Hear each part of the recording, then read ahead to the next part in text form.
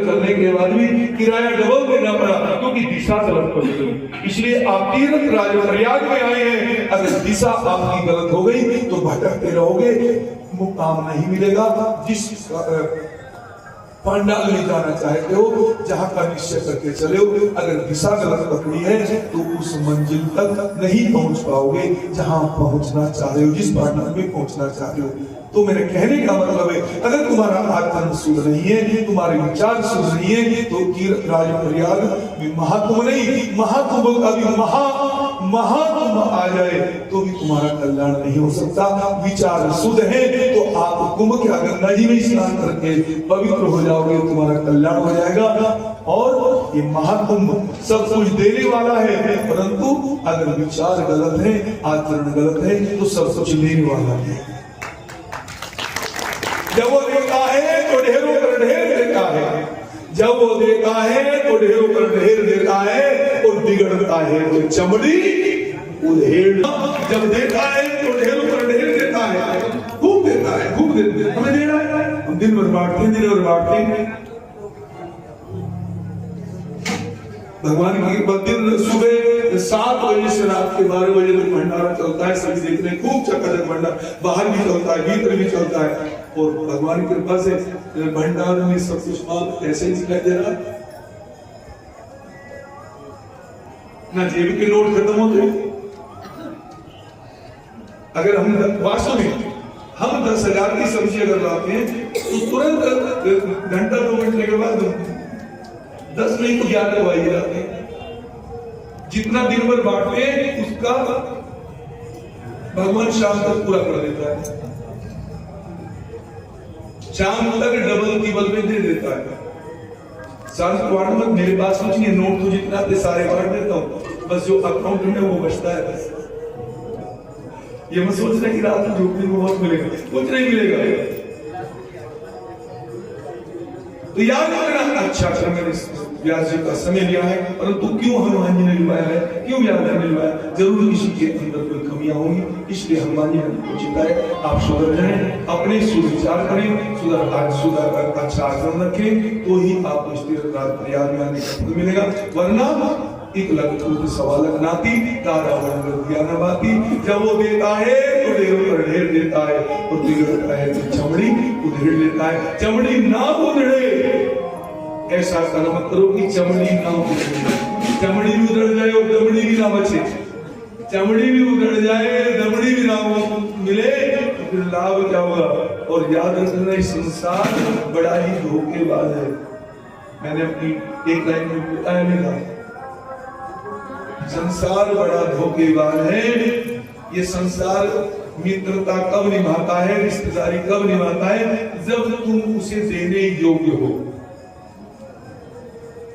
जब तक देने योग्य बने रहोगे, चाहे सौंदर्य दे रहे हो, चाहे धन दे रहे हो, चाहे सेवा दे रहे हो, या खुशी बांट रहे हो, जब तक संसार को देते रहोगे तब तक संसार तुम्हारा है।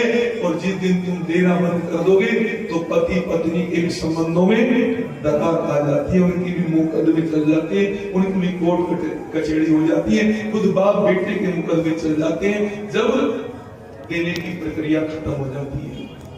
इसलिए अपने आप को ऐसा बनाओ, भगवान का भजन करो, नियम संयम रहो, जिससे तुम देने योग्य बने रहो। जब तक तुम देने योग्य बने रहोगे तो दुनिया तुमसे प्रणाम करेगी। बनता है रिश्ता खास, बनता है रिश्ता खास जब जर पास होता है, बनता है रिश्ता खास जब जर पास होता है। और बिगड़ता है गरीबी में वही रिश्ता, बिगड़ता है गरीबी में वही रिश्ता जो कभी खास होता है।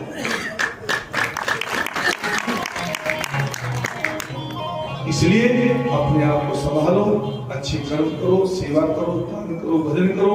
तीर्थ में आने का लाभ मैंने कई बार बताया, या तो सेवा करो, धन अगर तन स्वस्थ है तो सेवा करो, धन स्वस्थ है तो दान करो, अगर दोनों स्वस्थ है तो दान भी करो, सेवा भी करो। अगर तुम्हारा तन भी स्वस्थ नहीं है, तुम्हारा धन भी स्वस्थ नहीं है, तो मन से सेवा करो। मन से सेवा कैसी? 10, 20, 50, 100 आदमी भोजन खाने के लिए आ गए और कोई भोजन परोसने वाला नहीं है, तो तुम्हारे बस की हिम्मत नहीं है चलने की, तो दूसरे जो तुम्हारे पड़ोस में बैठा है उसे आवाज लगाओ, इशारा करो, भैया भोजन प्रसाद करो।